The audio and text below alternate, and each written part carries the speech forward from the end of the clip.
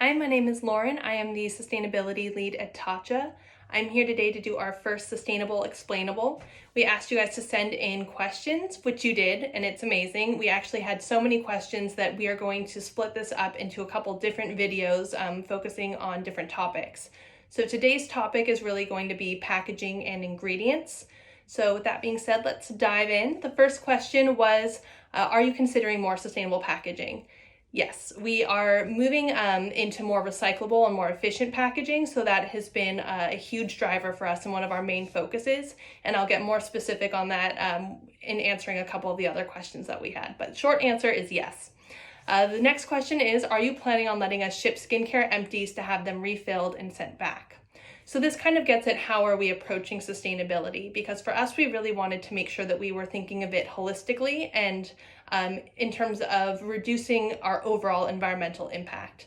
And so for us, right now, all of our ingredients, all of our formulas, all of our filling is done in Japan. So in terms of getting them refilled, sending them back and forth to Japan didn't really make sense from a carbon emission standpoint. We are looking into refillables. We have some projects around refillables. I don't know how much I'm allowed to reveal to you, but yes, so you might see refillables in the future where you can kind of purchase pods to put into your primary packaging, but then we will also be focusing on the recyclability of the packaging so we can give that a second life. So that kind of leads us to our next question. Are the containers recyclable? If not, how have you seen them upcycled, repurposed? And how easy is it for consumers to responsibly dispose of your packaging? So right now, unfortunately, it's not very easy to recycle our packaging. It's plastic number 7, which means that it's many different types of plastics.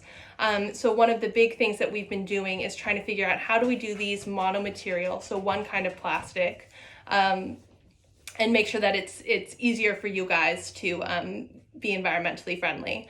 Another thing that we're doing is we're increasing the post-consumer recycled content in there. So that means that plastic that used to be water bottles, etc., melting those down into nurdles, purchasing those, and then using those in our packaging.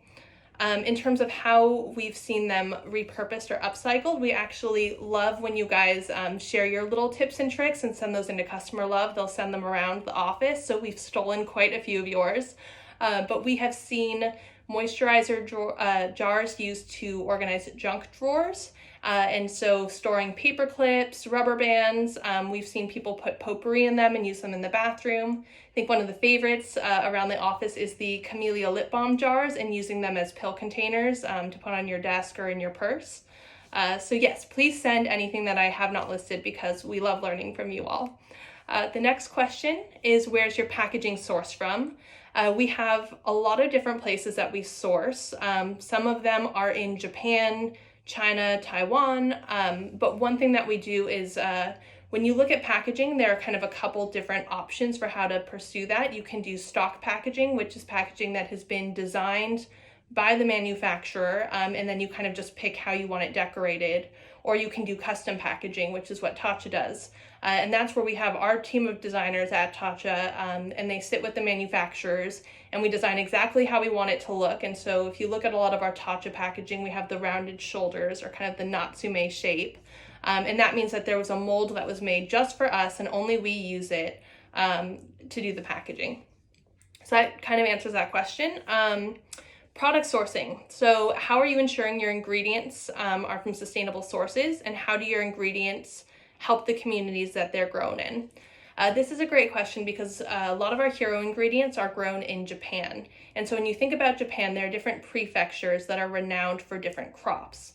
And so in looking at agriculture, you want to look at microclimate and you want to look at soil composition because water, sun, and soil nutrients are kind of all of the things that you need to grow plants. And so when Japan has these prefectures that are renowned for specific crops, it's because the microclimate and the soil composition there are really well suited to one specific crop.